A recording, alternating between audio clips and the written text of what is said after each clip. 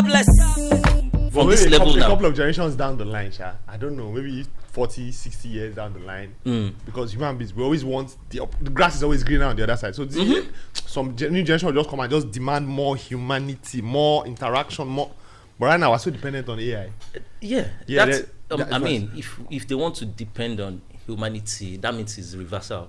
I don't think that's gonna happen. I think it'll happen way down the line. Way down the line, at the end, because I don't know. Because I think I saw a tweet yesterday that somebody said, I think we need a Shazam for perfume. Did you say it? Okay, I've seen that thing before. Yeah. And I was like, I've seen that thing before. We're going there. I'm telling you, we're going there. Maybe say you could just check your phone or check your watch. You go know the perfume with the person used. I'm telling you, it's going to get there.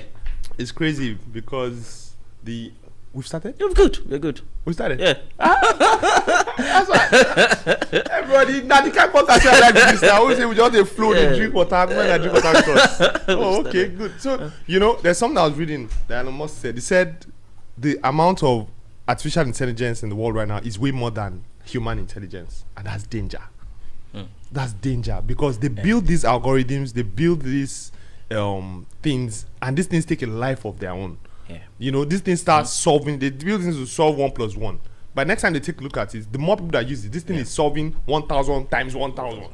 1,000 times 2, 3. It's solving different things that the people that built itself cannot control it anymore. And all of us are just making use. So artificial intelligence is expanding so much, and artificial intelligence is so much more accurate than human intelligence. Even though human intelligence created it, your phone, your device will tell you what you did on this day 3 years ago. You cannot remember it by yourself. It will tell you where you were, as in what location you were, where you visited on so is and we're pouring all this our information into it, so it is analyzing and arranging our affairs for us. So we're beginning to become influenced in ways that we don't even see. It's invisible because artificial intelligence are running the show. Now, for instance, your algorithm on Instagram knows your interest, right? So let me say, for instance, a woman who is interested in relationships. Instagram knows that you're interested in relationships. Okay, fine. We all know that it is a mirror of what you are interested in, that it will show you. You cannot be interested in bottled water and Instagram showing you headphones. It won't happen. It's a mirror of your because interest, you will not. So it's bottled water that you're interested. So, but this is the glitch now. Let's say a lady is interested in relationships. She'll be seeing more relationship things and everything like that. Now let's say there's a toxic relationship topic trending somewhere, not in our own world, and it's about domestic violence, how one man beats his wife or how one woman cheated on her husband or something. Because it's trending and it's a hot topic and it's under the umbrella of relationship, the artificial intelligence will throw it at her. If she sees it, if she doesn't want to, I don't want a negative relationship talks, and she skips, because it's trending, the artificial intelligence will throw it at her again, or throw another person's opinion until one day maybe she listens to Skukipeeshaun and Skukipeeshaun now analyze that situation. Because of that, she has plugged into listening to it. Now she starts going down that rabbit hole, as they call it. She starts going down that. Now she's beginning to buy more into negative relationship talks, and that's how this thing is shaping all of us. Same thing, people that listen to conspiracy theories. Even me too. I don't like conspiracy theories, but during the whole COVID thing in 2020, I started listening to a lot of conspiracy theories, not because I wanted to, but I was interested in what was going on. Before you know, I don't have 5G, now they do this one, now they do that. I didn't know what's going on exactly, So that's what happens. Because artificial intelligence is not a human being. It doesn't have feelings. It just knows that I want to get activity going. And activity does not mean progress. Activity does not mean improvement. It's just activity. So that activity can actually be disintegrating us the more. As human beings, can be separating us the more. We feel we're connected, but we're not. How connected are we? It's getting crazier by the day. Man, it's insane. By the day. The other day, I was seeing a documentary about how they want to make sex and orgasm real through artificial intelligence, which means once you have the gear plugged to your brain, you actually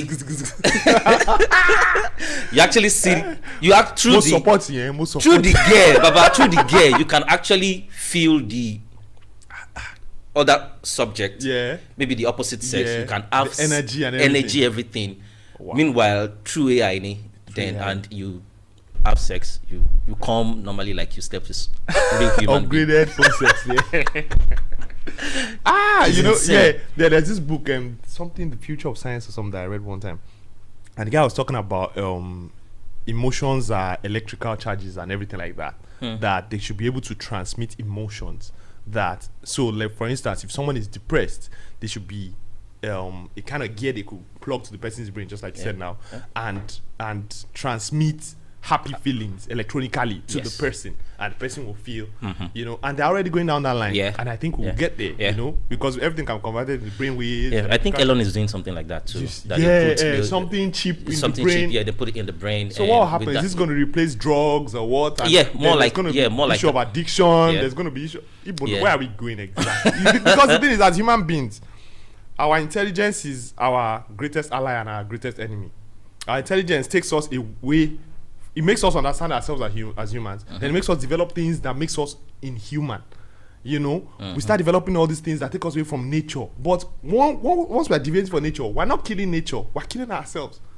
Everything we are doing, everything we did in the last century to the earth, extracting resources, boiling up the ozone layer, killing nature. Now ourselves we they kill. Of course. What's bad for the beehive is bad for the bees. Yeah. You know, so that is ourselves that we're killing, and this is what we keep doing as human beings. We keep exploring till that's why climate change is an issue right now. Everything. Yeah. We keep trying to want to get faster, quicker. You know, want to do this, but we harm ourselves. So we need to always regulate. But another addiction we don't get because people are making money from it. Yeah. People are making money from it. It's insane because some kind things where all these people they bring, and there's so many secrets in places like China that we're not even close.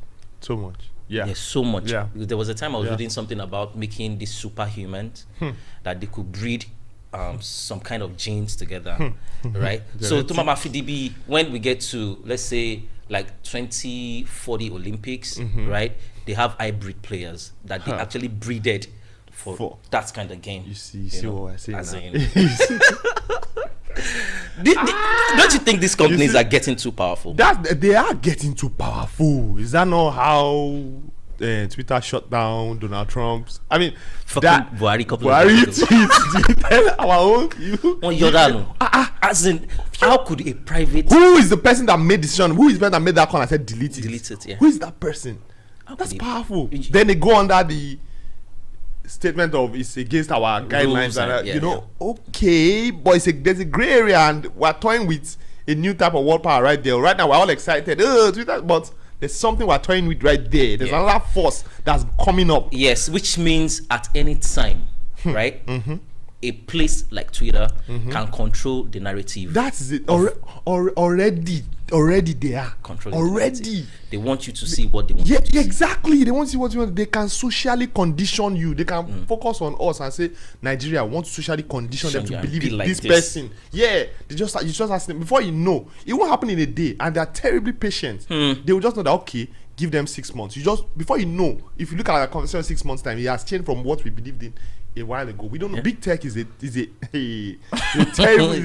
terrible force right now. Yes, it's a terrible force right. Look at our phones. Why don't our phones come with removable batteries anymore? Your phone is never off. Your phone is never off. Before you remove your battery and that's it, the phone is off. It's disconnected from the grid. But right now, you turn off your phone. Even when your phone hits 0%, there's still percentage of battery there that they can activate the camera, they can activate the microphone remotely. If your iPhone has a problem, call iPhone service centers. I don't know if we have. No, I don't think we have in Nigeria, but in the UK, they will operate your phone. Remotely. You'll be seeing their mouse like this on your phone, on your Mac computer remotely, so they can activate it.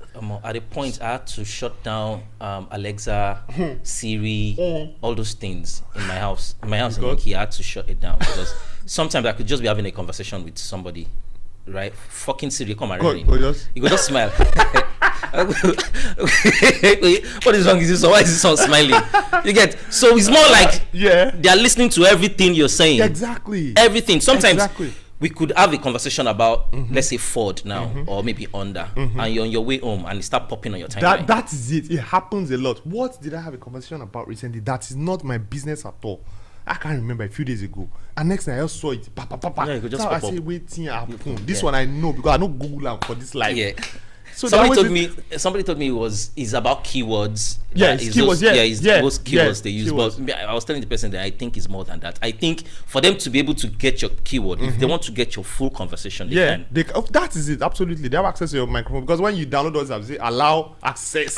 Allow access. That allow access. What do you think it means? Yeah, it means access. Yeah, access is give us access. Yes, exactly. Allow us to access your pictures. That's all. Your and voice calls. Remote. You say, "Oh, I don't delete. I'm in incognito move." Now for yourself, everything you put on Instagram that you delete is still there. It's just for the public that is not there. Then the craziest one, after you allow them access, 2-3 weeks later they will come back and say updates. Updates, yes.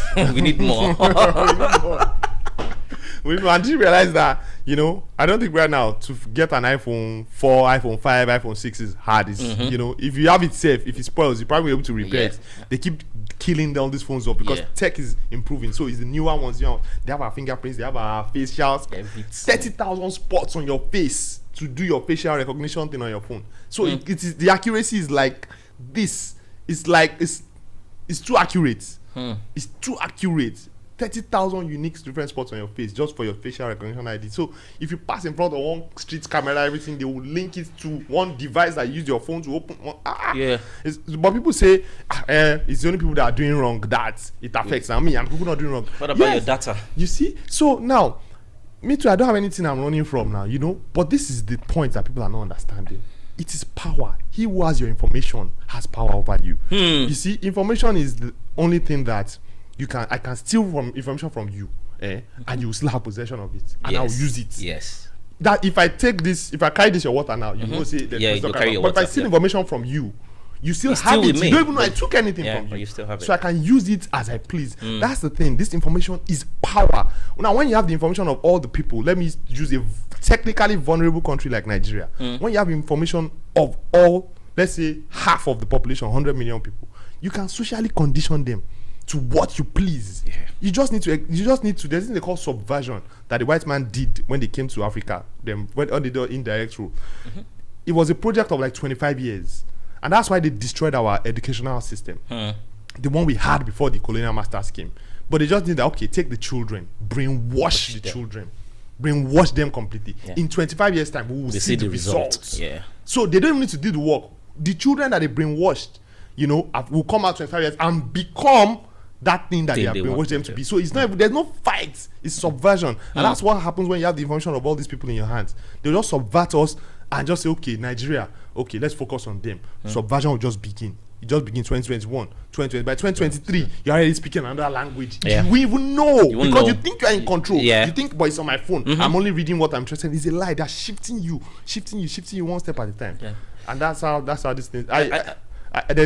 There's this amazing guy I was just with in the UK, Ibrahim. So he was telling me, how many seasons do we have in Nigeria? I told that guy, he has to come. He probably has to come on your show, man. He has to come to Nigeria and talk about these things. Okay. He said, how many seasons do we have in Nigeria? I said, we have rainy season and dry season. He just laughed, shook his head. He said, how many seasons do we have in the UK and abroad? I said, we have winter, autumn, summer, all those things. He was like, so in Nigeria, I said, rainy season, dry season. He laughed. He laughed. And the funny thing is, what he told me, even my teacher doesn't know it. My teacher's teacher does not know it, because we were schooled by a structure that the white man put in place. Now, to say rainy season or dry season, that's not a season. That's weather. When rain falls, it's weather. It's weather. Harmattan is weather. It's not season. That's why Harmattan sometimes will come in November. Sometimes will not come till February. It's temperamental. It's weather. It's like the white man saying winter is snowy season. Sometimes you don't have snow. Sometimes the snow is more. That's weather.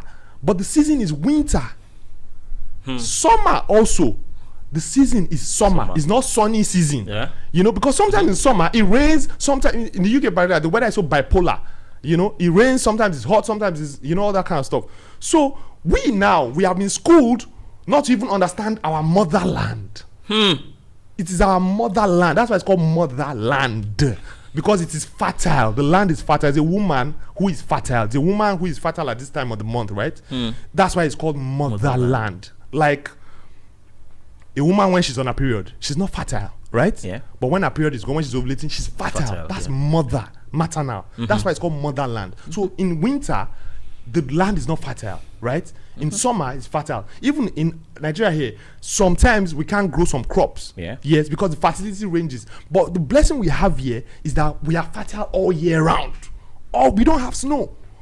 You understand? We are fertile all year round. But we have been distracted to look for our season from the signs in the sky, which is rainy season, dry season. Whereas we're supposed to look for the signs of season in the ground. For instance, if you, like Ibrahim told me, if you put somebody to sleep 5 years ago and you wake that person up in the UK or something, and the person wakes up and the person looks at the trees, the person will tell you what season it is. If there are no leaves on trees at all and there's snow on the ground, the person will say winter. Yeah. If there's leaves on the floor and it's full, the person will say fall. It's fall. Yeah. You know, if everywhere is green, the person will say summer. Because the trees tell you the times. But here we don't look at our trees. We don't even know what our trees are saying. We don't even understand our motherland. So how can we tap into our motherland? And we have been schooled like this. That's why we dumbly educated illiterates. We now come and say rainy season, dry season. Yes. So that's the part of the subversion. And if you look at it, before the colonial masters, we used to have Yam Festival, Oshun Festival, something Eja, something festival. You know, because the ground was dictating the seasons. There was a time we used to have Yam Festival before the colonial masters that when they finished the festival, people used to pay people to come and clear their yam. As in, I'll have so much yam surplus, I'll pay people to come and clear it because the government will fine me for littering the place with excess yam. That's how much they would have donated yam to the poor. There will still be excess yam, and the land is still as rich. Yes. But we are not looking to the land because we have all been educated to look away. That's why we have food insecurity. How can we have food insecurity in this country? Where if I give me seed now and I throw it outside the window, it go grow. It go grow. Yeah. We can produce all year round. We can build all year round. Abroad, they can't build in the snow. No. They have limited time, maybe 5 months. Their weather is crap. But here we have everything. But we have been subverted to not even understand what is going on. So we look to the white man because that's the person who created the structure. You understand? Who created the structure. And we're still making that mistake today. A lot of parents are still sending their children to, that school, they do American curriculum. Oh, that school is British curriculum. What the F is too stupid curriculum? Yeah. So we don't have an identity. Now we're going to tech. We're going to big data. We're going to artificial intelligence. And we're still submitting our information to these guys. Yeah, you know, I was thinking about it that if we look at places like Asia, you know, the way they handle the tech is different. Yeah. You know, because you can't go to China now and use this Twitter. You can't, yes. You can't use this Instagram. Even the Google. You can't. Wise people. You get? I think there's a way they caged themselves out of that influence and they didn't make it affect their so we as African ain't we supposed to do something like that? Can't we have a Twitter that is for Africa? Us, yes. We don't have a satellite. We just call it something. We just call it something. We don't have our own satellite.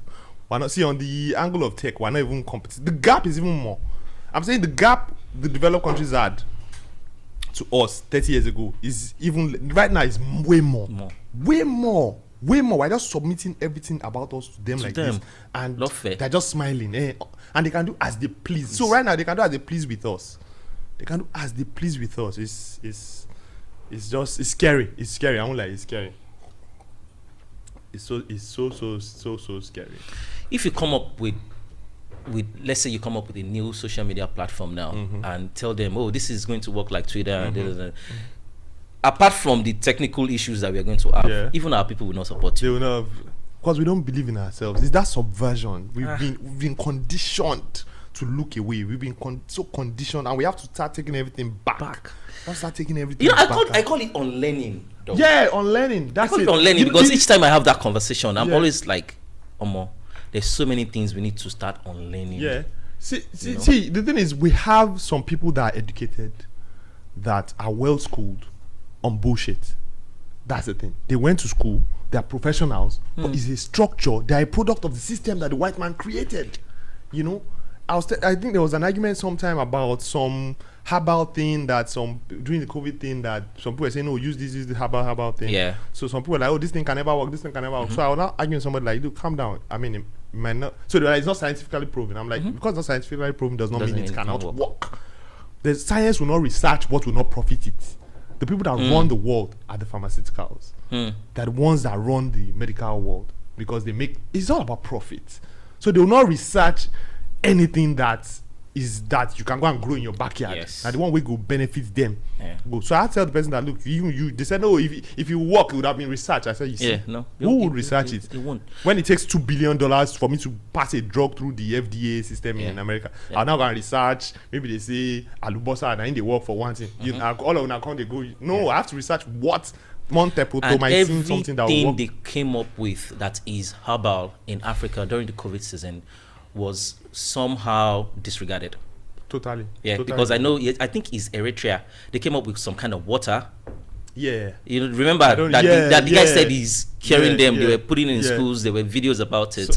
But later they came up and say they've done their research that is not valid. Everything we put out in Africa, but it's still shocking. It's still shocking. Yeah.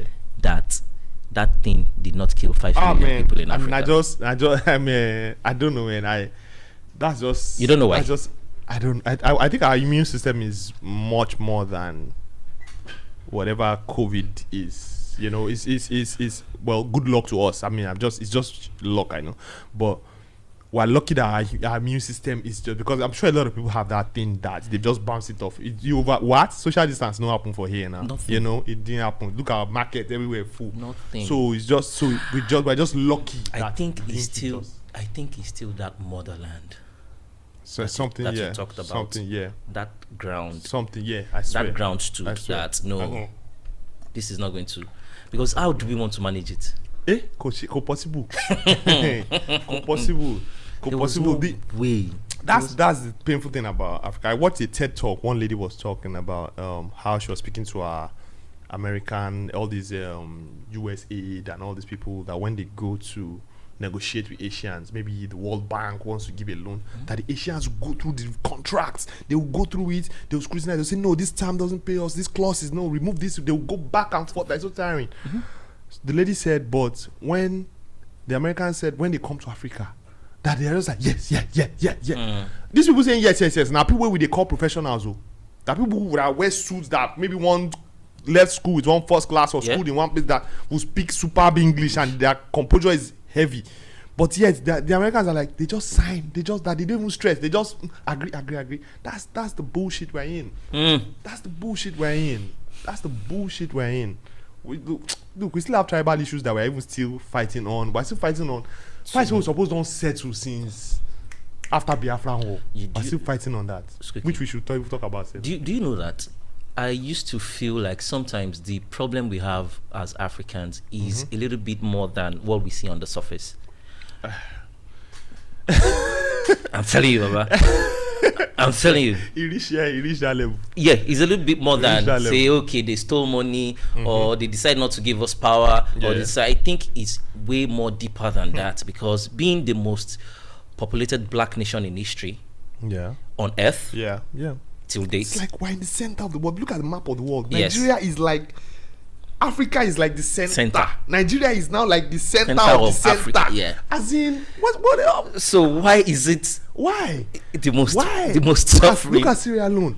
The streets of Sierra Leone is like Ojuelegba. Worse.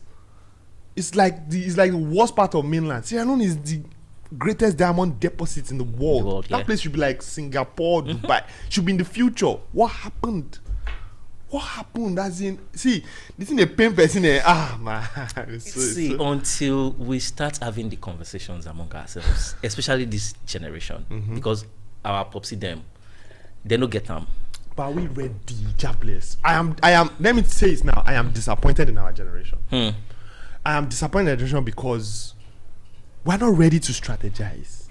We want the result, but we are not ready to do the work, and that's why Buhari said Nigerian youths are lazy. You know what that guy meant when he said Nigerians are lazy? It does not mean that he doesn't know that you people can open an Instagram page and start shipping goods from China and selling and grind. That's not what it means. What he meant is the fact that when he was our age, they were freaking seizing power.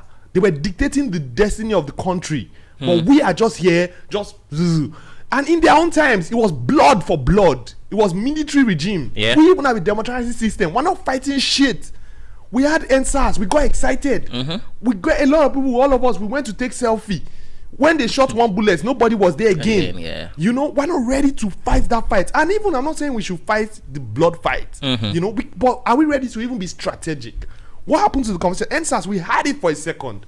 We had it. The whole world watched. The older generation was proud. They had a glimpse of hope. Like, you know, we had it for a second. But when it got to the time where we needed to start thinking, we got uncomfortable. You see, there's mental activity and there's thinking. Everything that happened at the NSAS video was mental activity. We're stimulated because they were killing us and we're angry. And we reacted. Fine. But when it got to the point where they started wanting to impose curfew, they were granting our 5 for 5, or are they going to implement it? We needed to start thinking. We needed to start being strategic. We know that we want to put our own person there. We know we want to shift a whole generation that knows the history of Nigeria more than all of us. You know, that grew up in a Nigeria that was 10 times harder than what we are going in today. You know, and we want to apart from them. So we needed to now start being strategic. That's where my people, we couldn't do it anymore. Because it's just excitement. People are coming to freaking, even celebs are disappointed. Oh, Buhari must go. Are you people mad? Democratically elected. How will he go just like that? Just by tweeting? You need to strategize and know how you push him out of power. And it has to be democratically done. It will not count. No, be 2023 we don't reach now. Has it not come now? No, 2023 is too far. So what do you want? You want to tweet that Buhari should go and you think he will go? Didn't he win the election? Do you know how people want him there? Do you know how people want him dead? So you can't fight that system like that. So we needed to start being strategic. We needed to get ourselves, put our differences together, and start having that conversation. Celebrities are the loudest voices we have. So we are very dependent on them. Very, very dependent, because it's the loudest voices we need. Jobless. We have social media. Our parents did not have it. Somebody might have a great idea in one corner in Surulere, but it's only the 10 people that live around him that knows. But now if you have one idea, you can blast it to the world and take a life of its own. So we needed to start being strategic. Are we forming a political party? Are we bringing a couple of people together? You know, we had some influential people. You know, Aisha Yusufu was making grounds. Fowles did a great job. Runtown, Sheon Kuti, a lot of people. You know, a lot of people. Let's put everybody together in one room. See, we might have political differences, but that's not. We first of all need to move this monster out of the way. So we're united by a common enemy. You know, so let's come together first and shift these old people out first. So when we now get there, we can now start our own political differences. It's okay if we have our political differences, but for now we need to come together. We could have had a GoFundMe for a political party since that NSAS. I can bet that thing could have had 2 billion naira sitting inside right now. Could have had 2 billion. I mean, we rally around for big brother Nigeria. Not now talk of our future. So it looks like we're not going to be the generation that will change Nigeria. It looks like we're not going to be the generation, because we need to start thinking strategically. But the brainwashing, Baba, like you said, so many people are looking at other things. You know, instead of looking at the main root of the problem. Right. What so many people think is happening is based on, we have bad leaders, it's corrupt, but nobody to actually educate the people that see this problem we're facing is way more deeper than since these people came here to change things. They've messed so many things. The thing is, the problem in Nigeria is not just first of all, there's no leaders. We just call them leaders. They're just a bunch of guys that are just enriching themselves. We keep using the word leaders, but no, they're not even leaders. They're just niggas that are opportune to be there, and when they get there, they use that position to enrich themselves. Now, it's not just Buhari or Osibanjo or something. You see, there's so many guys around them. We say, make I chop my own. No, maybe we'll change the system, but make I chop my own first. Now, multiply that by thousands. So everybody's chopping. So how do we change it? We ourselves, we are, even the people of Nigeria, we have the same characteristics as the people in government. So where is the change coming from? Going to come from? You know, we have to.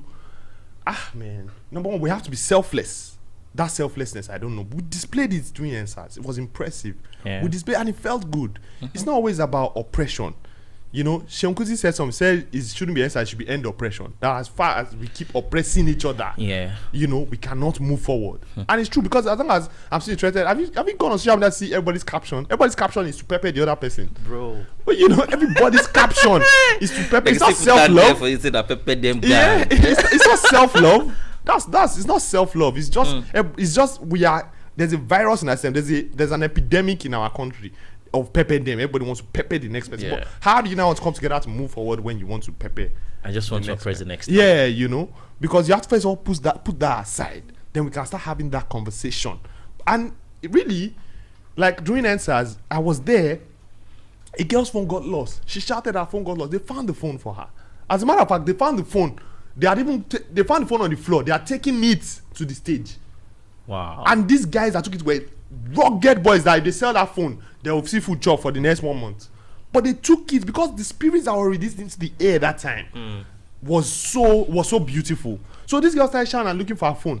Then they told her that there's a phone already at lost and found. Then she went there and her phone was waiting for her. ATM cards, passports, different things. You know, girls were walking around dressed anyhow. Nobody was judging them. Nobody was trying to rape anybody. They were there walking freely. 11 p.m., 10 a.m., everything, you know. So that spirit was released. And all of us felt that, you know, that relief that, this is also another thing that feels good. Peppering them is not the only thing that feels good, you know. So, and that's why the leaders were really perplexed by that movement, you know. They were really perplexed because that spirit is against their own evil spirit. It's so against. So they were feeling the pain like, this thing must not be successful. Now then go do one or two things. Now we say everything don't scatter. But that spirit, we had a flash of it. But if we can just take it and start and loop it and loop it and loop it and loop it, you know? Yeah, I think we should just start looking beyond social media, and many of us should start educating ourselves, man. You know, man, this is so not much conversation to have, man. We just need to put our differences aside. See marriage. See the kind bomb with the apple. Bomb with it. It be like say then they mount time for people out. Okay, after 3 months to explode. Because I don't get it anymore. What? You be expert for this zone. Make me first ask you one crazy question. Do you actually, because if you look at back into the background, right? Now still these colonial masters introduce this kind of marriage to us. Yeah. Do you think this thing is actually a scam? Which one? Monogamous marriage or marriage itself? No, marriage is not a scam. Mono or poly? Marriage itself, do you think is a scam? No, it's not a scam. Okay, if it's not a scam, why do I actually need that validation from somebody, from a third party, before I can actually prove to my partner that, okay, I love you? Why do I have to make it illegal based on someone's rule? Okay, it's just so to show the commitment, to make it public that, okay, I'm committing to this person, and as I'm committing to this person, I'm going ahead with this person to build the smallest unit of a society, which is family. You're right, because the kids that come out of each family are the kids that make the community tomorrow. So I'm uniting with this person to build up the smallest unit of the society, which is a family, and you're making it public, and then together you raise the kids in a balanced environment, which is not always balanced, but it's supposed to be a balanced environment where there's the masculine influence and the feminine influence, you know, from daddy and mommy, and that's just really the way I see the whole idea. But don't you think I can actually do that without having the legal contract? It can in a way, but I do see sense in the legal contract. Yes, I see sense in it too. Because before the colonial masters, there used to be structure, like when a man takes, it's just that we used to marry plenty wives. But I think I believe more in that than you now going into all this. Sign premium, but even with prenup. But even without signing, in the olden days, our forefathers, they used to be accountable. Like for a man to, if a man has one wife and doesn't have money, and he picks a second wife, you look like a fool. His boys will even look at him like, "Are you stupid?" You know, as in. But it's because a man wants to take care of his women. So you used to, but when you now have money, continue. If you marry 8, 9, 10, but as long as you can take care. So there used to be that accountability. Because something about a man and his home. So So why do they have to have things like bigamy, especially in a place like Africa, when I'm just trying to play the devil's advocate, right? Why? Because all these rules is not our rules in Africa. No, it is not. It's not. The one I know is that we used to do polygamy like Nana Martin, but now Christianity has come, and is that ours? No. Christianity is not ours, but it was brought, and sold to us, and it was documented, well documented. Preaches love a lot, preaches forgiveness. Love and forgiveness are the two pillars that this thing. Let me check. Interruption. Yeah, sorry. You people, we have interruption. Who is that? Who are you?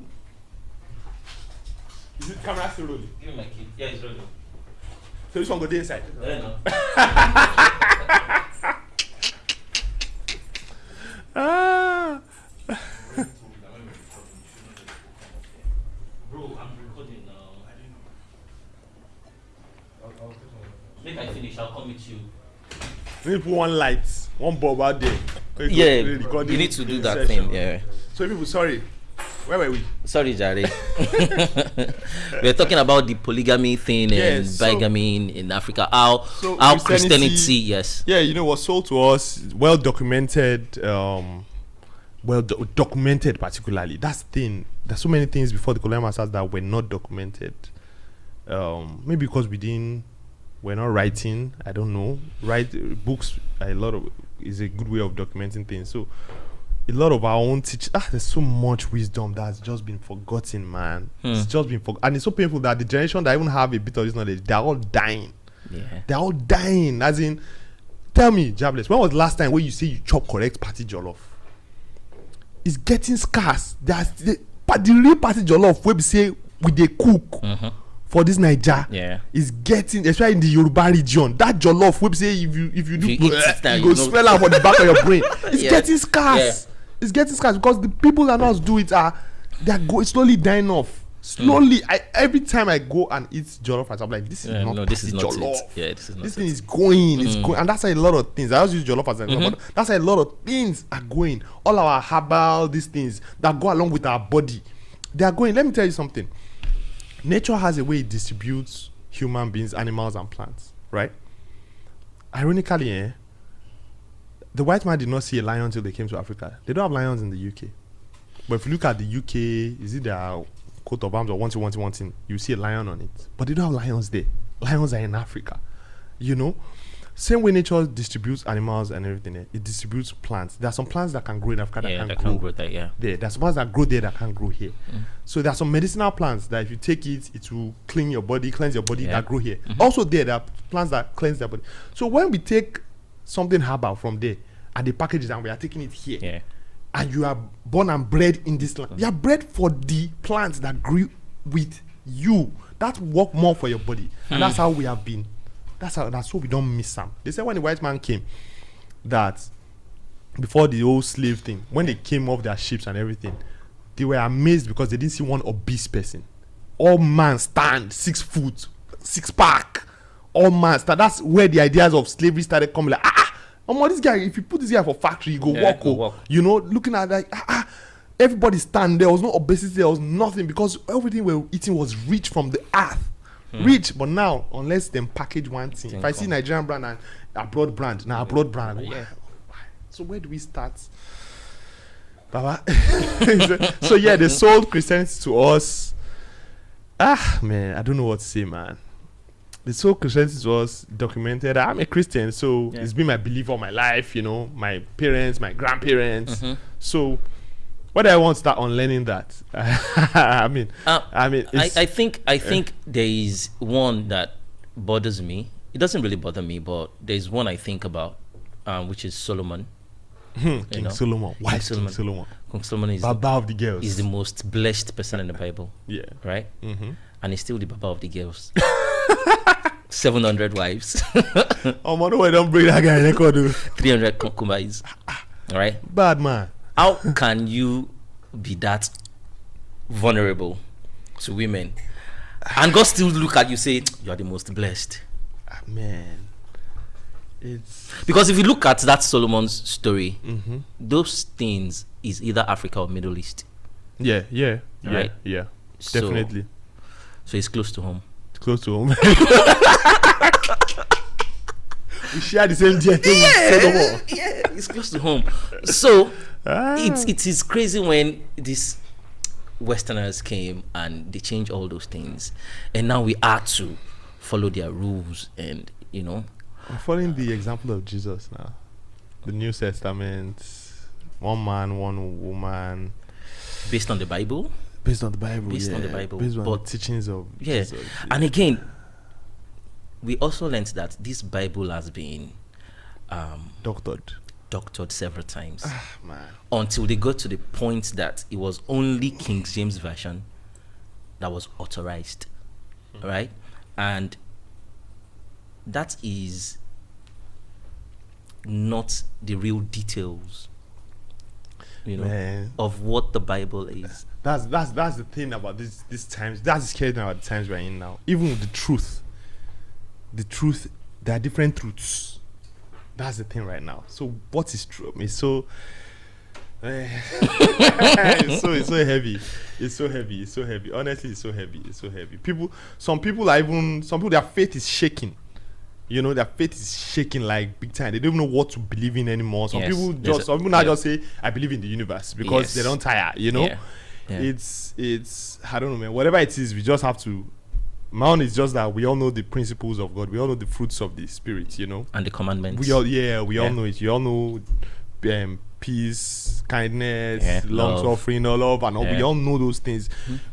It's written in our hearts, The commandments not on tablets anymore. It's written in everybody's hearts. You know that this thing. If I love my neighbor, better thing. So just do you, man. Because Jesus don't talk and say don't judge, and we have a lot of people judging and a lot of. But we don't even want to go there into that thing, Freeze. He wrote something a couple of days ago. I don't know if you see that he was saying that in the olden days they prayed through Lucifer. He wrote something about Lucifer and Jesus and man. Someone told me that I want to follow that. I'm like, if you don't have the heart, don't follow him, man. Baba, if you don't have the heart, if you don't have the heart, that guy is a national treasure.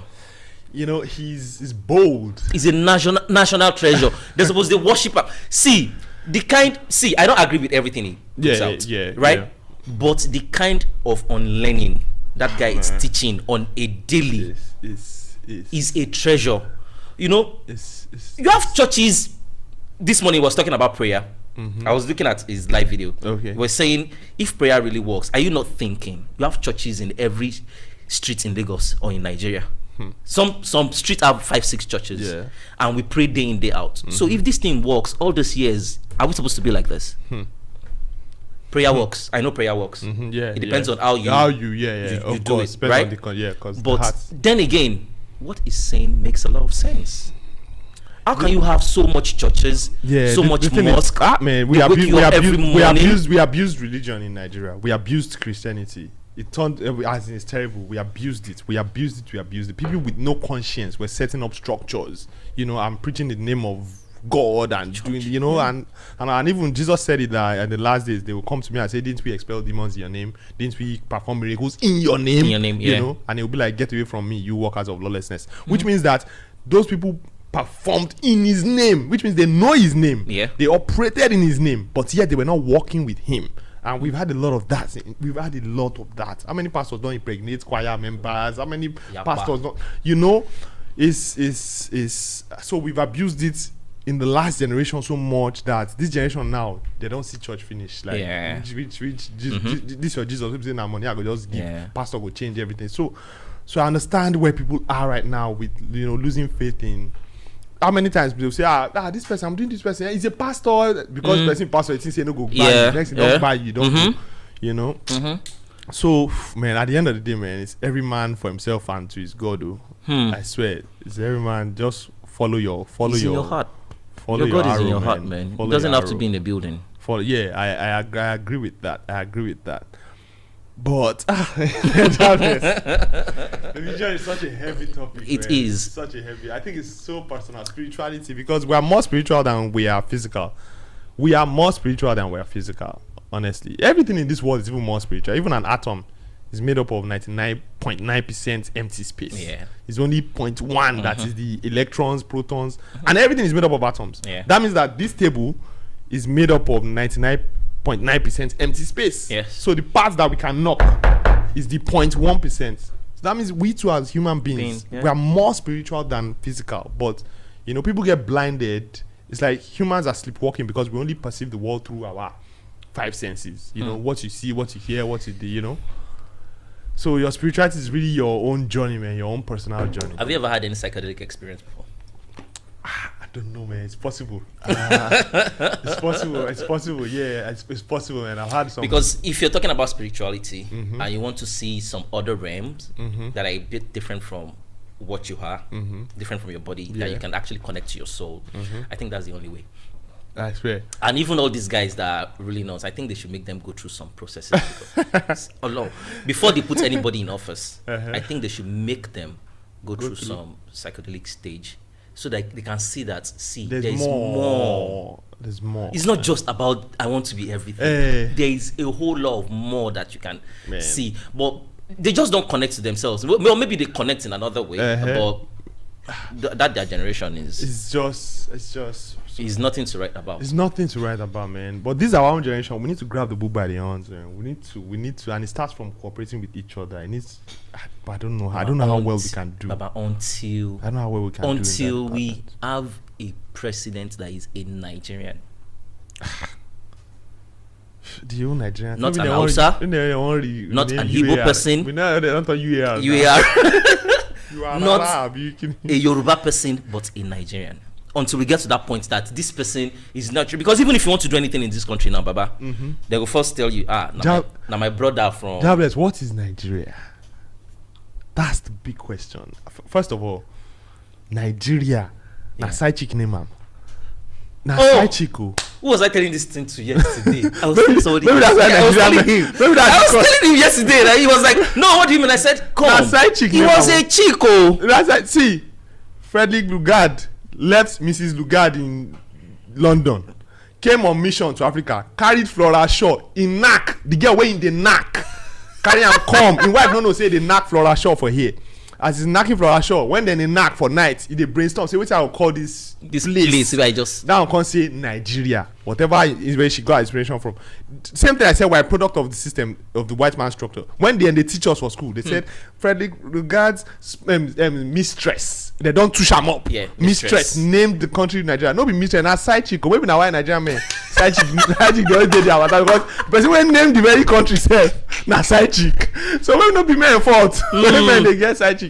So the whole culture of Nigeria is already faulty. Maybe UAR is not a bad idea. Maybe it's not a bad idea, but it's not really the solution. But it's not the solution. It's like having a phone that is not working. It's not, all the apps are not playing. You now change the screensaver to one very fine screensaver. That's what UAR is. He say the system still they work. So it's not really, it's maybe the starting point. Maybe. But we still have work to do. A lot. But Nigeria itself gone that construct is look. Let me tell you. Let me explain the whole Nigeria thing to you. The white man came. They came to Africa. They saw a land of milk and honey, right? Then they wanted to carve everything. Then they started colliding with each other. France, UK, Belgium, Germany, on the grounds of Africa. Then to be like, let me get here first. Then I had to go and have the Berlin conference. Like, let's stop fighting. Let's carve this place out. You take care. Because the white man knows how to cooperate. Yeah. Now, they didn't let their greed lead them, which is why they are so developed. Now, when they were doing it, the British man now told the Frenchman, the German, and all of them that, okay, you see this place, is one people that are there. Then France, them are like, no, it's not one people. There are different tribes there. I've been there now. The British man said, no, it's one people. So we're going to carve all these places together. That place is Nigeria. Right? Now, the Frenchman was not happy because the British man was a bit too greedy in carving such a large expanse.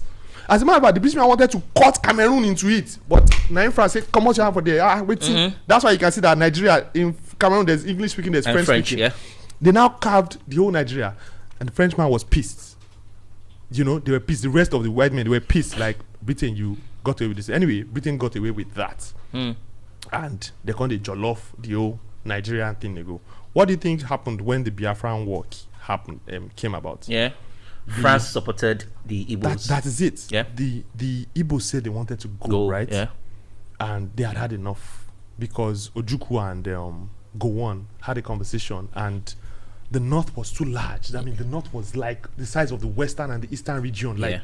So And people were voting, just like you said, if we have a president in Nigeria, people were voting by ethnic devotion. Yeah. So the Northerners will vote for their own Northern candidate. And they will win because it's only mathematical. They are more than the Western. They had the numbers. So Ojukwu told Gowon that, foul, if you want us to be one and you don't want me to leave, then I need more representation in the military, because the military is full of Northerners and all that. So even if Bege happens tomorrow, the Northerners will outnumber us.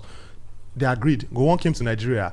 Instead of him to go with the agreements that the conditions that Ojukwu said, Gowon said, he said Nigeria was going to become 12 states, and the 12 states will report to the center, which was Lagos at that time.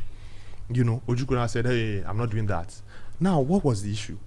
At that time, oil had been discovered in the Biafran states, right? And oil at that time, 1960s, was gold, black gold, crude oil. So they now said, Ojukwu now said, no, we're leaving. I mean, they are structured Biafra so much that they had their flag, they had their money. Yeah. You know? Yes. So what happened? Let's take this back to the anger that France was feeling for Britain. France now told Ojukwu that, guy, leave, I dare your back. Yes.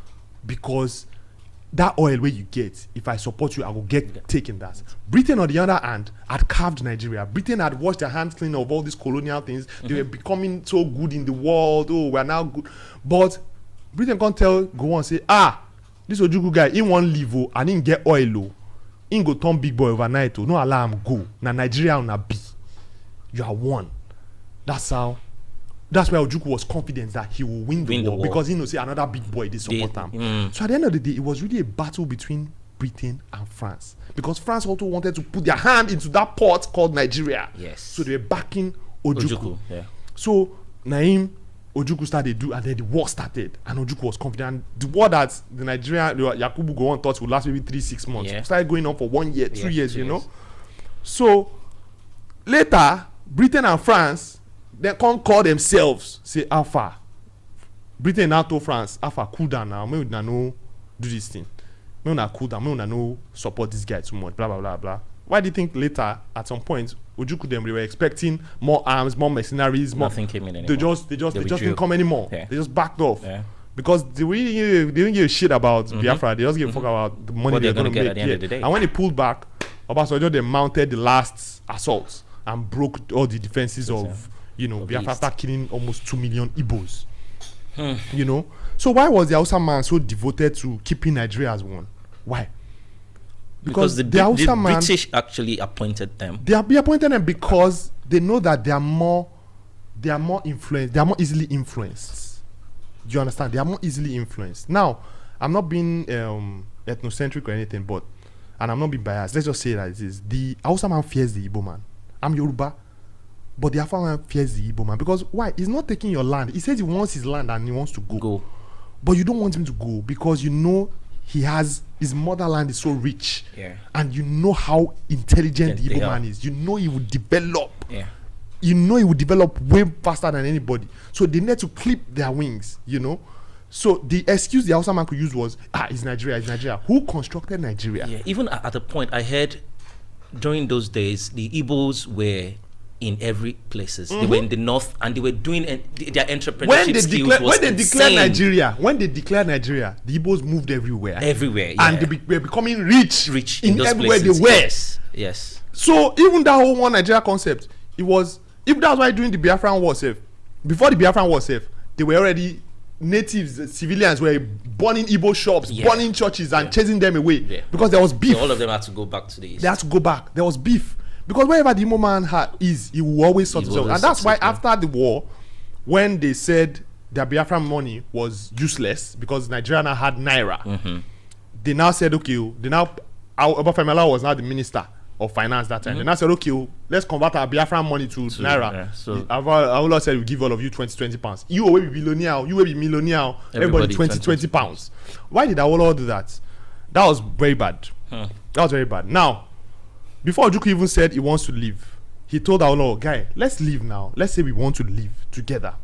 But Awolowo had one beef that had been in his mind since they went for independence visit in 1957 to England. When they were signing the Declaration of Independence for Nigeria, Awolowo told, there was Funmi some Kuti, there was Juju Wachuku or something like that. Awolowo told them, he said, let us put a clause that if any of us, these three, Igbo, Yoruba, Hausa, wants to leave, they can leave. It was the Igbo man that said, no, don't let's put it. That one. It was the Igbo man that said, no, there's no need, we are one. Awolowo said, but just in case. He said, no, don't let it. So when Ojukwu came, right?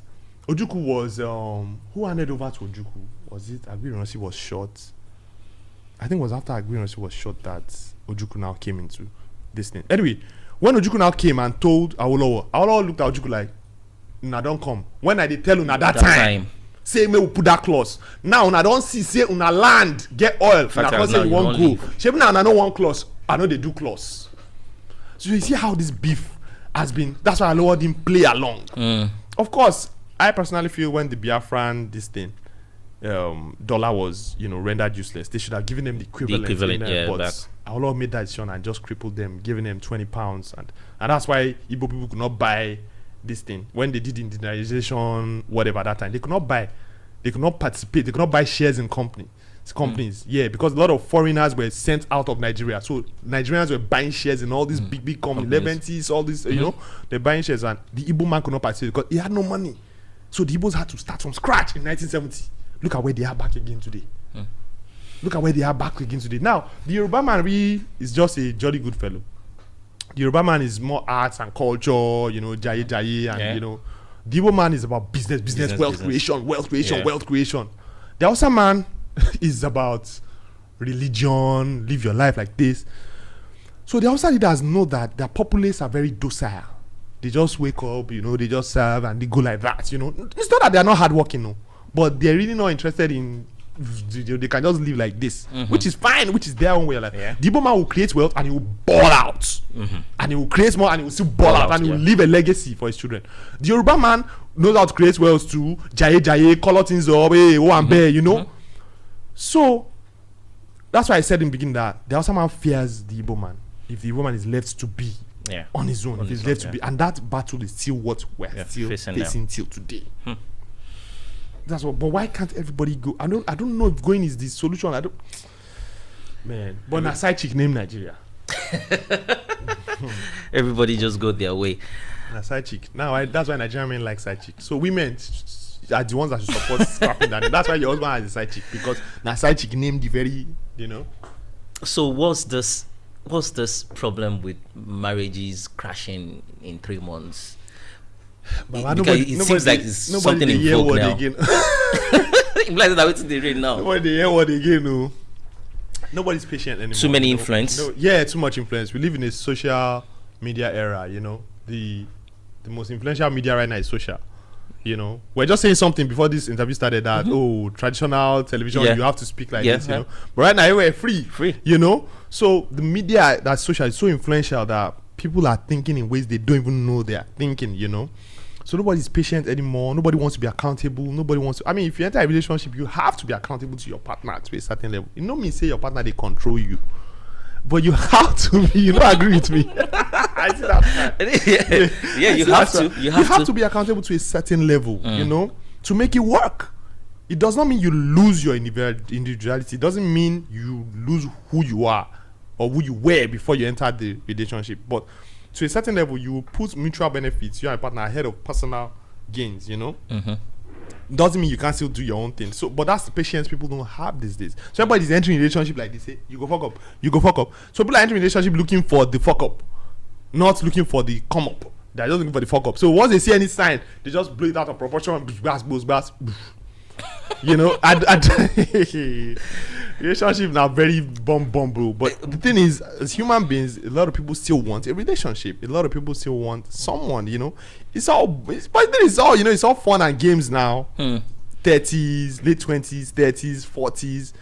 But the thing is, the meaning of life starts changing when you're in your mid 40s, when you're in your 50s. The meaning of life starts changing. Then you really want something else to hold on to. And that structure is what you would have set up in your 30s and 40s. That's the thing. So when you get to your 50s, but which we don't know now, because there are a lot of people who are very upfront on social media are in their 30s, 40s, But in the next 15 years, shit is going to change.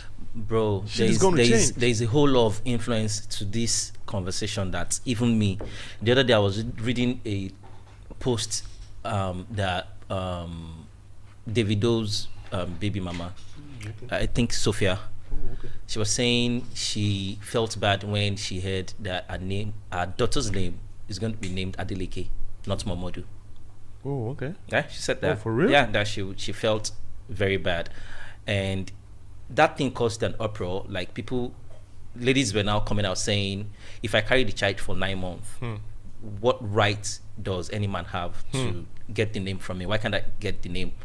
Why can't that child be at my name? Because I was the one who carried her. I was the one who went through the labor. You get, which makes a lot of sense. But at the same time, this is some bad influence. Loud. Bro, this is some bad thing that if men are not careful, bro,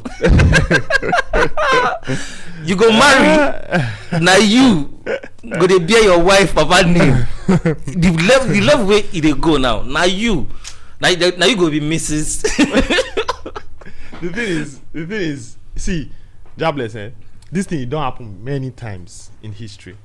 It always happens. See, let me tell you, when society crumbles, it's the men that build it, that rebuild it.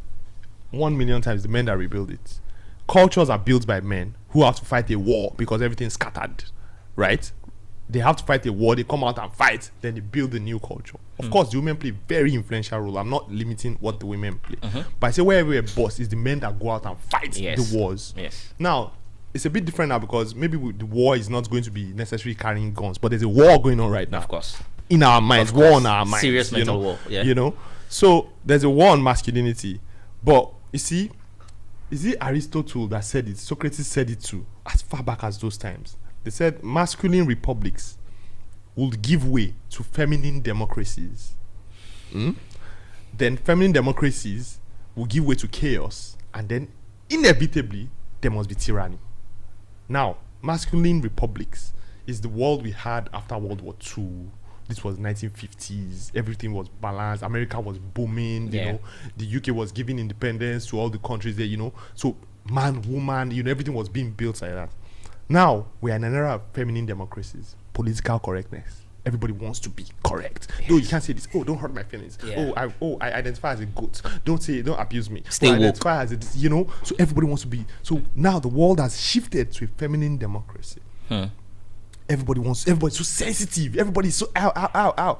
Yeah. What is going to come next is chaos, which we are seeing now. Aristotle and talk this thing, no, because they don't see him. The thing as a human is we don't look back. We don't look back enough to see what has happened before. We just think, no, now we sharp now. Every generation feels they know it all. Every generation feels they know it all. You know? So what happens after a feminine democracy is chaos.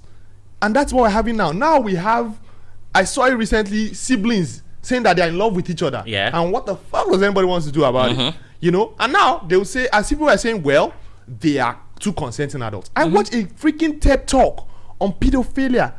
A woman was giving a speech about pedophiles that we should not judge them. That they identify that there is a 60-year-old man who identifies as a little girl and so is attracted to 5-year-old girls. Make it near my daughter now, may I stab her? I saw it. I saw you that know, video. that's a TED talk by a woman on pedophilia. You see, political correctness. What are we heading to? Chaos. Chaos. Man going with woman going with man. Right? Well, even with the genders now. Yeah, now we have 63 genders. Bro. We have 63 bro, you're genders. not updated. You don't pass. You are not updated. Check how many genders. I think we have above 300 now. You see? You see? In genders. Everybody's identified as this, that, that. How? Where are we leading to? Where are we getting to? It's chaotic. It's chaotic because we're going against nature. Okay, imagine say all the cows where this one now, male, they go with male. All the chicken, female, they go with male. All the plants, you know, plants, we have male and female. There'll be no fruits. Nature will just die off. So we're an endangered species with these concepts. We're endangering ourselves. And that's what happens in a feminine democracy. Chaos. Then a generation is going to come, realize that all this shit is chaotic, and there's going to be tyranny. There's like, somebody just going to be like, all of you shut up. I don't want to hear anything. If you're a man or a woman, any other thing, I shoot you. You know, that's what's going to happen. I don't know when. 40 years, 50 years, but it's going to happen. It's history. That's where they happen. That's what it happen. That's why they say, what's that saying by Michael Opt? Hard times create strong men. Strong men create good times. Good times create weak men, and weak men create hard times. Then hard times now have to create strong men again. Now, we have the when I say men, I mean men and women together. So we have the situation we're in now is the situation we're in like the early 2000s was weak men creating good times. Weak men created good times, and let me say late 90s itself. Now the good times have created weak men. Everybody's now so sensitive. Oh, you hurt my feelings, you know. Yeah, so the weak times, so now everybody's not so sensitive. So weak men have now been created. Now when there are weak people, hard times will come back. We're beginning to enter hard times right now. So we need strong men. When I mean strong men and women to now come and say, where are we going with all this? No. Calm down. That's it. We need structure. Structure is discipline, you know, and discipline is freedom. But true complete freedom is not okay. I get freedom now. Next time you enter your house for 4 a.m. now, start a drum, say I'm free to do anything I want. I have free. No, true freedom is not freedom. There are boundaries. You know the one that baffles me so much is when you see kids or you know preteens, 13, 12, and they're already defining their gender to you. That's you know it's ridiculous, man. It's ridiculous. You know? Ridiculous. Yeah, they tell you. Yeah, 6 years old, 7 years old tell you is this, is that. That they are vegetarian. My daughter wants to identify as they. Doesn't they, want to yeah, he or you she. cannot. They. Yeah. They bawo. It's but we can see the chaos already unfolding before our eyes. We can see, and there's no stopping. Till we knock our head on the wall. That's so man be. We knock our head down. But it still goes down to that influence though. Because Africans, we ain't built like that. No, we're not built like that too. You see, funny enough, internet and social media. It seems the people who are still getting it right are like maybe the Middle East right now. That not all of them, but like the Dubai's, I think they're still they still have their head on their neck. You know, that's still disciplined. But everywhere else don't boss. All the name of I'm free. We don't. So that's it. The influence that now affected marriage, you know, the basic structures of society. People are not believing in all the institutions that held up society over the centuries. People are not believing in religious institutions, educational institutions. People don't go to graduates, no get job. You know, people go to graduate, they won't get a job. Religious institutions, people go to church, pastor is lying. Marital institution, marriage is breaking. A lot of people stay in marriages and they're suffering inside, you know, because if you do hear some stories, you know, you hear about some women who should have left a marriage long ago, but she just endured because Tori and one mommy because of the children, you know, you just stay there and suffer. So when you see a young girl saying maybe she's been married for 5 years and the guy is beating her steady and she leaves, you know, you can't blame her. So it's just we need to get It's the spirit of the times. It's the spirit of the times. It's the spirit of the times. And I don't know if you watch this social dilemma program. You watch it, right? Yeah. I realized when I watched that thing, I watched like 3 times. I realized that they didn't have a name for the problem. And they didn't have somebody to point to that created the problem. You know? So they kept saying, we've created something. We created the like button to spread love. But now the like button is causing depression. Yeah. So it's really that they created something. They created a doorway for human nature to express itself. And what that human nature is, you don't know whether it's going to be the good one or the bad one. So that's what they just created a doorway for human nature to amplify itself. And that's why they're like, well, we just created something and it's really going fast. Like it's really, really going fast. And that's just the times we are in now. And there's this book, I can't remember who wrote it, the Lucifer Principle. Principle. Yeah, the Lucifer Principle. I can't remember the author. And the guy identified that human beings are always driven by a desire for fame, money, and power. Yeah. You know? And in their default setting, that is what they always want. And so if you look at it if you relate to that kind of social dilemma, people want fame, they want money they want power, they want, and that's it. And that's just the spirit that has now found a way to express itself more. And that spirit is now growing bigger, you know, growing bigger in the world, in the minds. And human mind is the most powerful thing on this earth. It's the most powerful thing on this earth, the human mind. So when the human mind is being tilted too much to that side, what's the order of the day? Yeah. Let me ask one for the men. You know, you being a relationship expert, do you actually think polygamy is a sin? Hey, Yay! My mama spirits, they talk to me now. Say, I thought you were. No. I just want to take one for the men. Do you actually think it's a sin to be polygamous? Yeah. You think so? The Bible says so. The Bible says so that no. The Bible suggests. Because I don't think there's a place in the Bible where it said by force it is one man, one woman. As a matter of fact, Paul even said don't marry at all, so that you'll be able to do the work of God well, and we don't follow that advice. He just suggested it. And Jesus said, for God created them one man, one woman, right? So it's not like, I don't think the Bible was really like explicit that it is adultery is a sin, man. And the Holy Quran, she said, the Quran allows you to marry multiple wives. Yes. The Quran allows you to marry multiple wives. But I think there's a clause in that too, though, that only if you can treat them equally. But you're allowed to. I know some men can, be close to that. Close to that. To that equal thing. But if the two basic religions that we believe so much in this country Muslim says two different things, right? Even the Bible did not really object it openly, and the Quran accepted it to an extent, right? So where do we go from? Who is making the decision? Who is making the rule? Now Omar for himself. I swear, man shall give account of themselves before the throne of God. I don't sing that song. I swear, James, I don't have an answer. I don't have an answer, but I think from my own training, I think monogamy is just the way to go. You can track everything. One woman, your children, you raise your kids well, and that's you don't agree? No, I do. I actually do agree. But if you look at it from the point of feminism and how women are portraying themselves these days, they'll tell you that if a man can have two wives, why can't they have two husbands? You see, feminism is a whole different ballgame entirely, man. Feminism Baba, it is one of the major influence of this generation, this uproar that we're getting now, and I love it because sometimes it goes I mean it goes up. there are a lot of things I agree with. Yes. On feminism, there are a lot of ththings I disagree with. I tell people that feminism is not an action; it's a reaction. Because women were good, just being with men.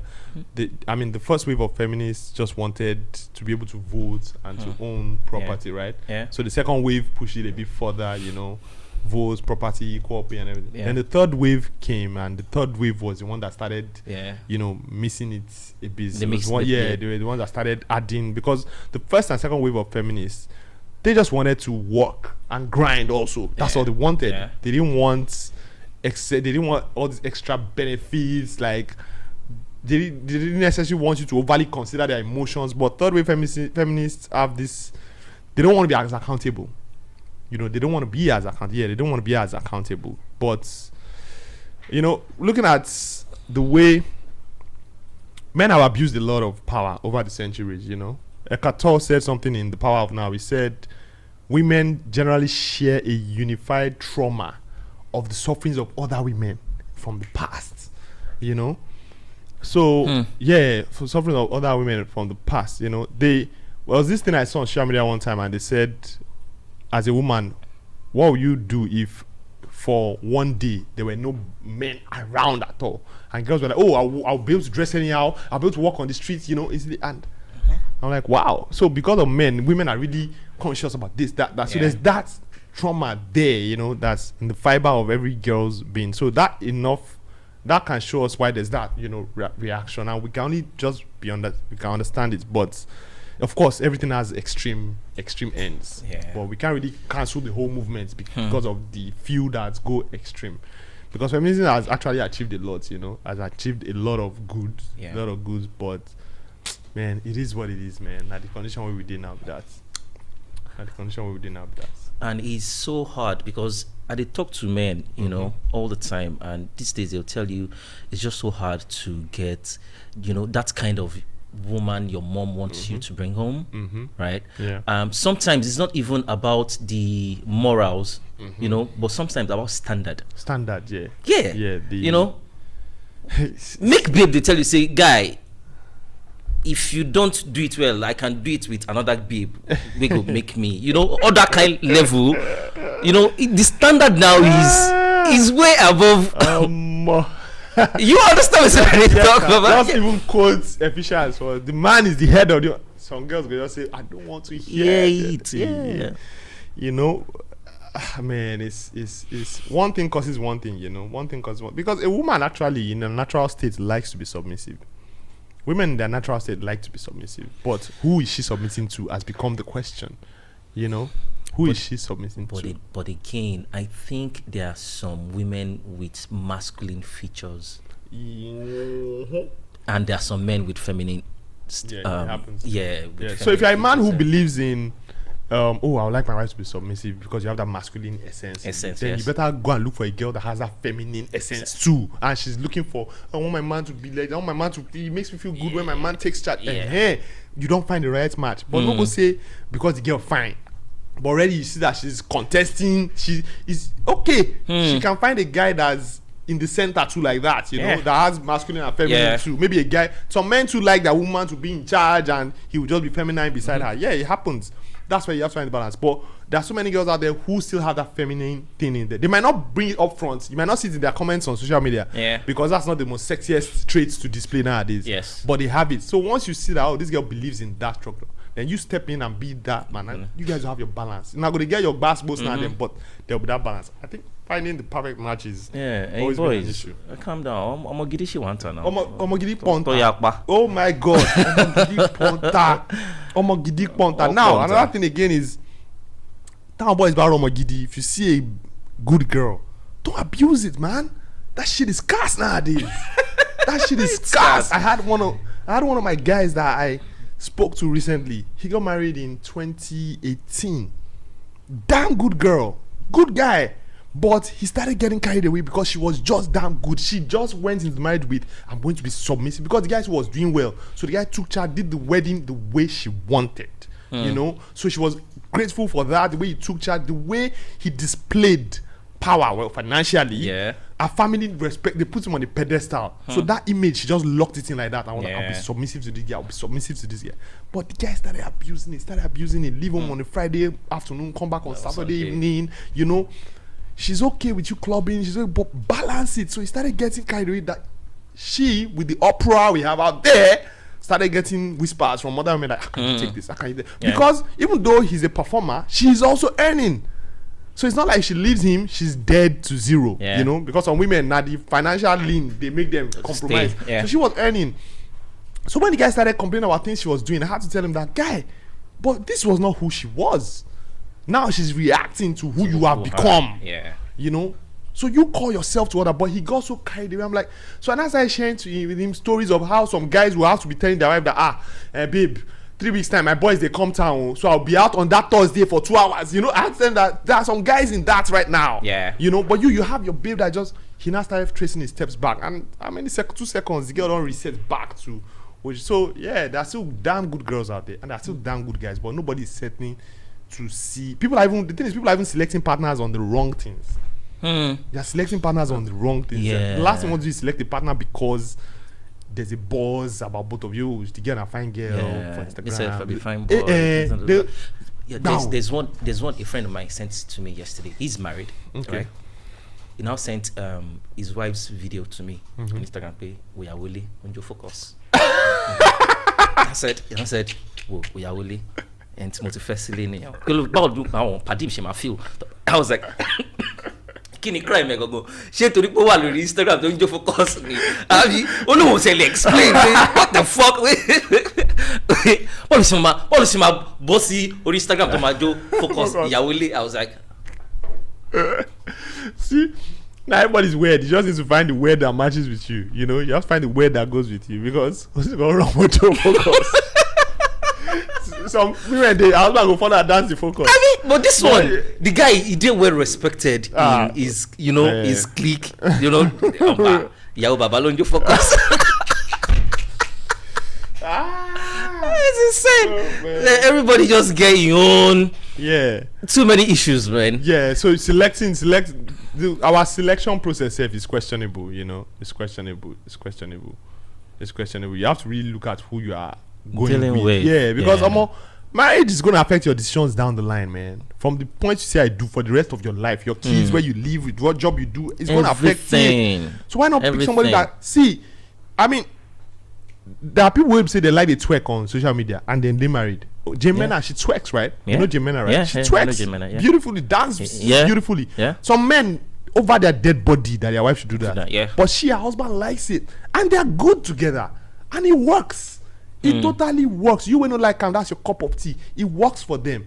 They can never have an issue on the fact that she twerks on Instagram. But let some other woman twerk. Yeah. You know, so the one I was just telling you wasn't even twerking. It was just focus. You see, and it's problem. So it's all about finding the right person. So before you pull that trigger and say I do, think it through well. Like, are these things I can live with? Are these things I cannot live with? You know, are these things that everybody's weird? Just find the weird that's compatible with you, and you'll be fine. Yeah, and again, we need to read. Yeah. Listen to audiobooks if you can't read. There's so many knowledge out there that so much, man. Everybody has love languages, and it's different from each other. You know, you need to know what your partner speaks. That's it. You know, once you understand it, that's all. Now we just glide. The friction. So many couples I speak to, the friction they're having is not necessary. It's just an overload of excesses. It's so avoidable, but nobody's stopping to think now. Just like you said, something very important now, expand your mindset. We don't know that we are a product of our mindsets. We are a reflex of our mindset. So if your mindset is clogged like this and you don't expand it, you not know that you are carrying out the actions based on what you learned from people who don't know what they do. You know, what you learned from some people. A lot of people have toxic experience their parents' toxic marriage. You know, so sometimes you go and duplicate that in your marriage, or sometimes you overcorrect that. Let me shock you. I saw a tweet of a man that said, "Now just I slap him more. She can't go carry police arrest me. But since the day where my papa don't slap my mama." You see that? That's it. I was like, oh, that's it. Look at that. Just look at that. So that was what the dude grew up. And it is normal to him, and he never. So now when the babe arrested him, he felt like disrespect. Which I'm sure that's abroad, because Nigeria, you know, if you arrest, have you seen Nigeria? Good, I'm happy. So we don't do that kind of thing for Nigeria. Nigeria. Solid. I was like, I commented that. Listen to a key part of his tweet. He said, his father. So that's what he saw. So this is what this guy saw growing up. This is what he knows. You know, so. Terrible, man. Madly insane. What happened to Skuki? Skuki still as a bro. Yeah, Skuki still did. At the point, everybody just. I'm still going to go into why the relationship thing started, but I want to know what happened to Skuki first, because you get plenty fans like me out there. After I think the last one was it Fokanizer? Yeah, after Fokanizer, we didn't hear anything. Yeah, so I think after Fokanizer we just laid load and it just kind of happened. We just chilled out, but it's not like we never bail out. We still have to drop another pass the Agbara, give them one or two more. We cannot stop. You can't stop, because so at all we not stop that. When you shock about P-Square's stuff, hurt me so much, man. Hurt me so much. That was so painful. It's still painful, you know. It's still painful, but I think it goes way more than what we see. You know, we only knew P-Square from when they started music. They've known each other all their life, so. Those things go deep way back to their growing up and all that. So, as brothers, it's not because you and Vavavoon. It's not possible. It's not possible. Wait. I mean, we are just worried. They can't. It's not even possible. Because what you say is not possible for twin brother, bro. Yeah. Not possible. I think. First, me and Babu, you know, say, oh, guy, now you do your own thing. So there's a certain level, guy, me, I don't do it like this. I don't do it like this. Just allow, you know. But it's when you don't allow the other person to express themselves in their own way. Like this we do, like this we do, then somebody tries to, you know, break loose. Because I think with P-Square, they are very different, you know. Peter and Paul, and they're damn nice guys. You know, Jude, damn nice guys. Nice guys. But the gist story is, I think it was because they were married and there were different opinions coming from different camps, things like that. I don't know. So they're different individuals, right? Yes. So the influence of a woman on Peter, the influence of the woman on Paul doesn't mean the influence is wrong. You know? Yes. One's woman might want to seem like this, and women. That's the power of feminine energy on a man. The woman can shape her husband to what she wants, as long as he's in love with her. Yeah. You know? So if that's a vision, I mean, they have offsprings together. And the woman's own, once she marries, my offspring. That's all she's thinking about, our security for my offspring. So if she wants to shape him that way, then so be it. And this one too, so be it. So once we we can now blend that new normal into the formula that we had before. But when we say no, this is how we've been doing it, then there will be friction. Yeah. So I don't know the inside gist, but I think the friction is what now finally. Is any of you guys, you on Vavavoom, any of you married yet? No, not yet. Not yet. But, so we should still be. We cannot say. So if let's say I'm married now and then I'm now being shifting, but I'm just like okay. So I will go blend this one to this one now. You know, unless I say no, they do Skuki again. Okay, before tell me before now. Say me do one more jam. You know, so I think that's just it. I mean, I hope they're gonna come back someday. I think so. I hope so, man. Because I think they will. Thing about fights and family feuds is that if you look back 10 years later, you'll be like, what was the meaning of that? Yeah. I'm sure if Don Jazzy and the band look back, they'll be like, what really was that, man? I mean, Mohits was just this empire. Was so big. In my head, Mohits is like this big castle. And they had a fight and everybody left that whole structure. Man, as in, those guys had, I mean, Davido just did 10 years, right? Mohits had their first song 2004, Tongolo, right? Before we started being conscious of Mohits as a movement of like 2006, and by 2012 they had that fight. Those guys had another 8 years from that 2012 to go hard. Same to P Square. Yeah, same to P Square. They had enough to go, but human beings, and it's not easy though, so I'm not judging them, but it's not easy, but the thing is, when we look back in retrospect, when we look back 10 years later, I'm just like, but really, I for don't chill. Really, I for if for no reach like that. For think that's it. That's what always happens. So we should expecting something from Skuki. Obviously. Before the year runs out. Definitely. Before the year runs out. They don't wind me too. So make I drop single. Drop something. But since you there around now, drop single. I don't get time. Drop one or two for us now. I won't try, and I just the timing. I mean, I do too many things, man. Joy is still in the books forever. On that plate, you cannot count Afrobeats and not count job. What? Till date, nowhere where I go still. They play the song, everybody still jump to it. I was still talking to somebody from the UK as I was like, oh, Joe. Like, God bless you. So that one is there. You don't stamp that one there into Afrobeats history. So because this relationship thing that you went into, bro. Even though we talk about Nigeria more today. Yes, bro. You don't know how many lives have changed. Yeah, man. Yeah, I'm so glad to hear that. I did refer female friends. Amazing. To your page. Amazing. I just go and follow this person. Just go through the videos. I'm sure you're gonna see something useful. And the feedback has always been, who is that person? Who is that guy? You know, because most of them are not even in Nigeria. Oh, okay. You know, so they'll be like, who is that person? I've said a friend. How did that start? How did you get into it? I think it's always been there, you know. I think it's always been there. But I will know that out of the two of you, there's one that is always Baba for the girls. so it's always been there, but I couldn't show this side of me through the music because most of the songs we sing na lamba. Lamba jam, you know. And you know we're saying that there are a lot of people with substance, there are a lot of people that are so deep, but na lamba we drop, and I mean, the thing about Nigerian music is beautiful. We just want lamba and say one thing. It doesn't mean the people listening are dumb. It doesn't mean people singing it at dumb, but we just like Jai. Yeah, it sounds good, you know. So there's enough deep thinking already with the situation of the country. So I couldn't show that side of me through the music. You know, I couldn't show that side of me through music, and I think I've always been amongst friends and everything. I was always talking. Okay, this thing really started with me being very close to my mom. Very, very close because I'm the last child. So I was very clingy to her. I was very clingy. So whenever she was with her friends, and my mom was this woman that all her friends always came to for advice.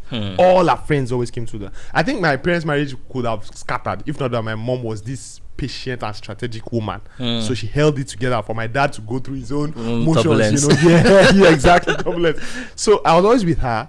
So when her friends come and I cry, no, my husband did this, my husband did this, I would sit down and I used to listen. I was, so they didn't know I was listening. So sometimes I'll leave my mom's side and go and meet my dad. Maybe the woman that talks to my mom, her husband is my dad. And I hear them talking about the same story. And I'm like, but the version I heard with the women, this happened so many times. I was 7-8 years old. And it was going on in my head and I didn't know anything was happening. So I'm like, this story that this woman was saying, this guy is here laughing over a bottle of beer, like, So I'm like, but the woman is here killing herself. So at that point I realized that before I was 8 years old, I realized that men are emotionally flat. Women are emotionally deeper, you know? Because I said the woman is crying on something. But the man is just laughing about the same issue. So I started comparing. So without knowing, this shaped how I looked at the world. So getting to puberty, teenage years, trying to toast girls, you know, everything. I was just looking at, oh, okay, that guy, he toasted this girl, it didn't work. Okay, me too. They friend zoned me. What happened? What did I do? So I started. So it just happened like that, you know. So I was always talking to friends until a lot of friends started pushing me, like, guy, put this in on social media. Then I had the conflict, like, oh, but I'm Skuki, I can't do this. How can I come and say how to make your relationship work? I had that battle, man.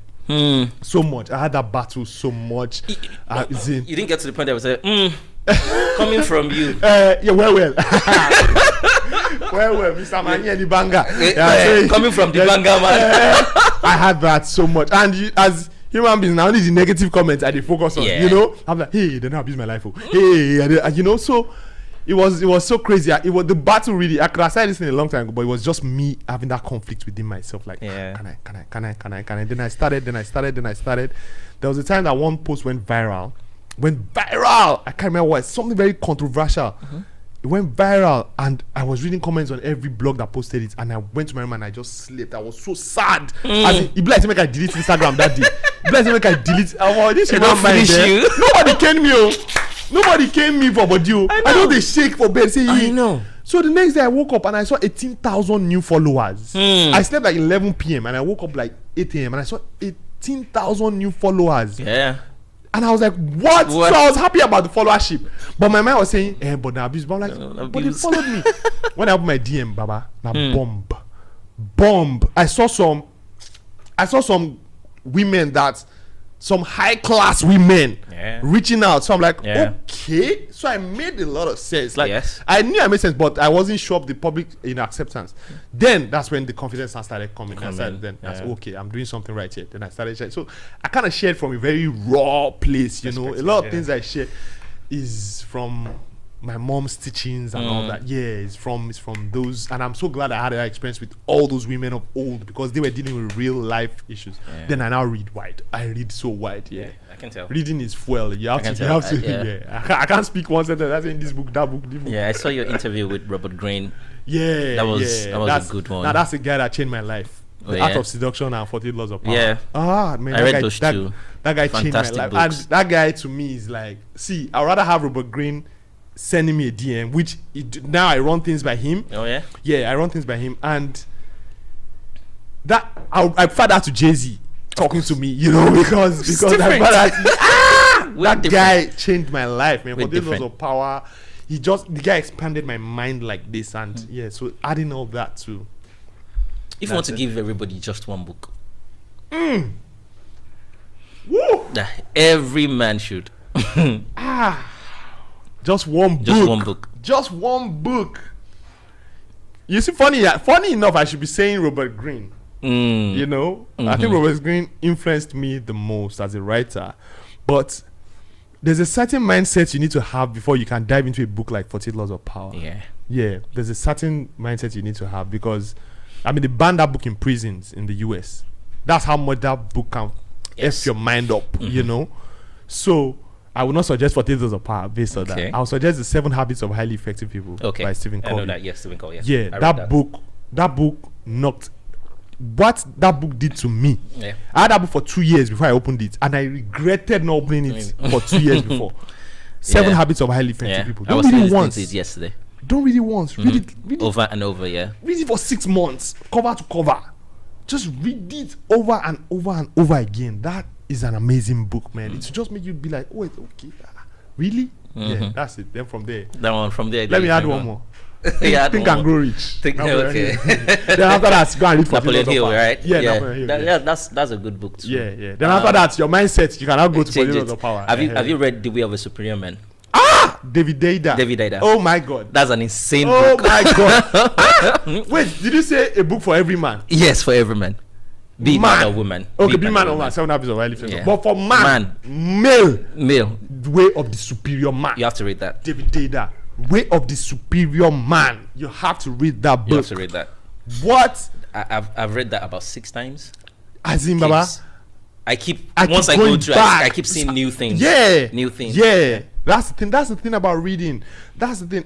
Honestly, is traditional education in this side of the world that abused the idea of reading to us, because looking back, at the textbooks we read when we were growing up, all those physics textbooks. I wanted to do sciences. I ran away because you know what? Those textbooks, they were not written for us. So these professors, they wrote their book to impress their fellow professor friends. Big English. So it's not the fact that you're trying to teach me about atoms. That's confusing me. It's the way you wrote it. I can't even comprehend. I'm, for Christ's sake, I'm in GSS 3. My English is still developing. You're not writing PhD level English. Can you just break this thing down in the barest form?